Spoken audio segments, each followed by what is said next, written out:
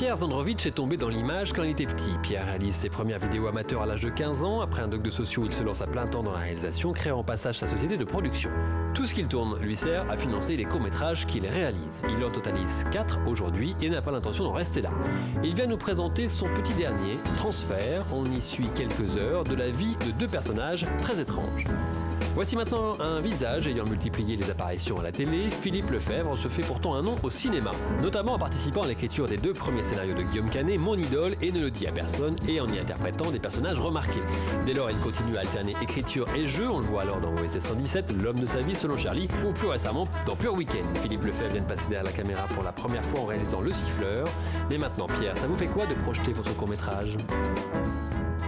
De l'enthousiasme parce que du coup je pense qu'on va échanger et je risque d'apprendre pas mal de choses. Je pense que Philippe Lefebvre a pas mal de choses à raconter et donc voilà, c'est génial.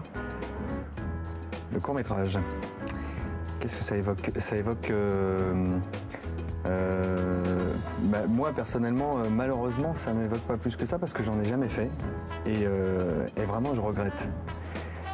Et donc ça m'évoque, j'imagine, une énorme excitation d'une première expérience qui va être très très excitante. Et débarrasser d'une pression d'un long métrage. C'est-à-dire que moi je me suis j'ai tout de suite été encombré par justement cette pression parce que je n'étais pas passé par ça, par ce stade de la réunion d'une équipe, d'embarquer tout le monde dans le même sens. Pendant une courte période, et puis faire adhérer des gens à son idée, à son projet. Vraiment, c'est un truc que je regrette de ne pas avoir fait. Salut Pierre. Salut.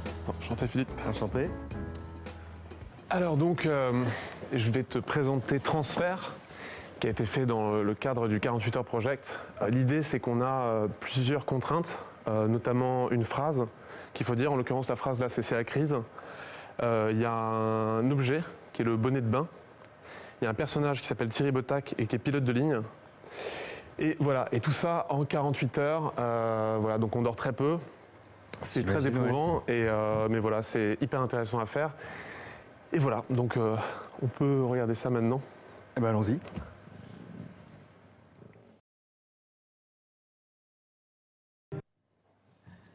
En 48 heures, alors. Ouais. Effectivement, tu ne dois pas dormir beaucoup. Non, on dort très peu. En fait, c'est juste pour remettre les choses dans leur contexte un peu, on avait participé il y a 2 ans au même concours. Et c'était vraiment une catastrophe. C'est un des pires films qu'on ait jamais fait ensemble. Et du coup, tu dis on, c'est-à-dire? C'est moi et Victor Lèche qui est le scénariste, ouais. Et Antoine Quérol qui est le producteur en fait. On fait tout ensemble.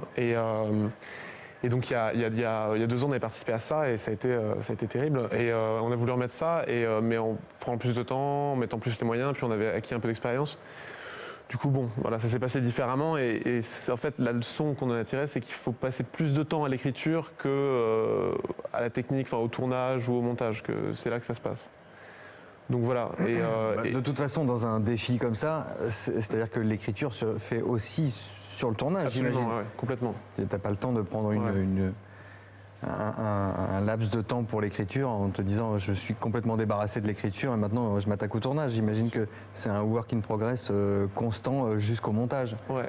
Mais je me demande si c'est pas tout le temps le cas, même dans un film qui est plus préparé. Si c'est pas justement toi qui as déjà écrit des scénarios, est-ce que c'est pas tout le temps comme ça finalement? Est-ce qu'on n'est pas tout le temps en train de retravailler Si, plus ou moins. Mais là c'est un exercice de style particulièrement difficile. Il y a une adaptation au tournage due à des circonstances de météo, parfois d'acteurs qui sentent pas, je sais pas, un déplacement, une mise en scène. Du coup, s'il n'y a pas la mise en scène, la situation marche moins bien, donc on est obligé de s'adapter. Et puis, moi, je suis en train de le découvrir là en ce moment.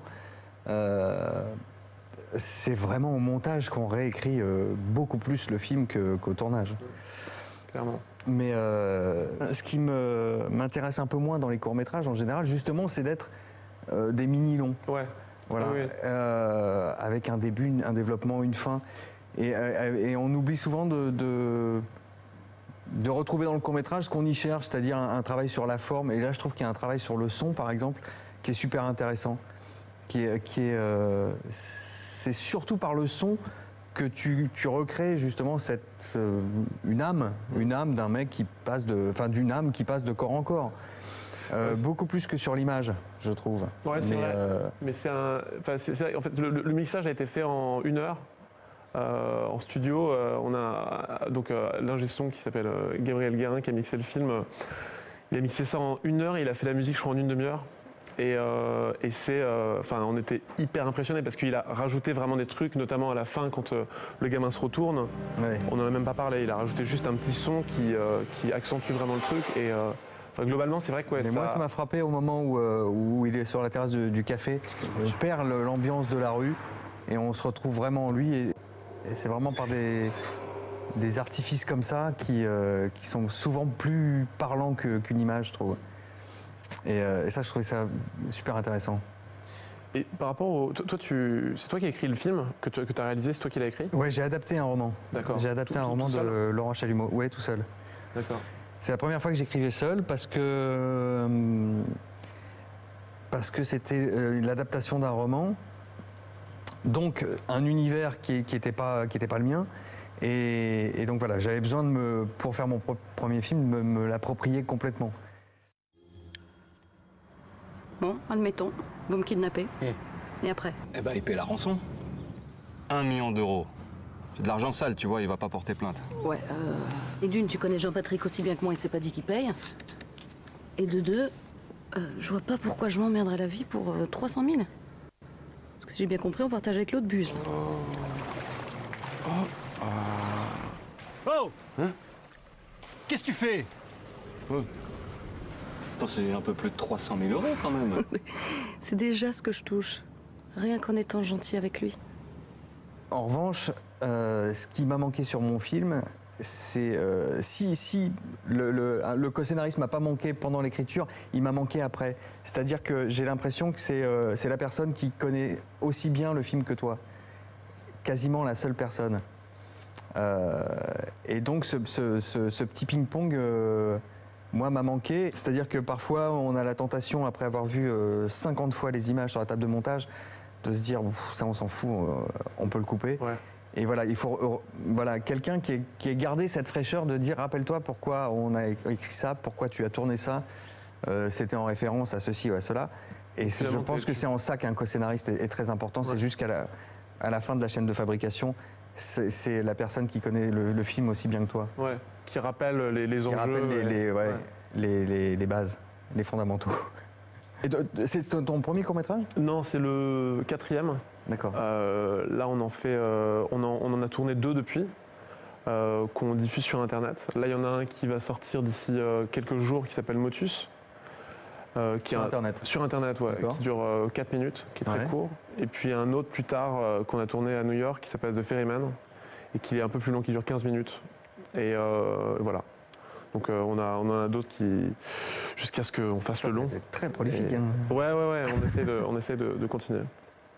Bon ben, voilà. Bon courage. Bon courage à toi. Merci beaucoup. Bravo. Merci. En tout cas, c'est vraiment génial pour un jeune réalisateur d'avoir l'opportunité de discuter avec des gens comme Philippe Lefebvre. Et puis j'imagine qu'il y en a d'autres. Donc c'est vraiment bien. C'est vraiment génial. Merci. C'était passionnant. Et puis là, particulièrement, savoir qu'il a fait ça en 48 heures, écriture comprise, c'est un truc de fou. Mais très très intéressant ce mec. C'est-à-dire, je sais pas quel âge il a, j'ai oublié de lui demander, mais il a fait un nombre de films. Il a toujours un projet sous le coude d'aller tourner à droite, à gauche.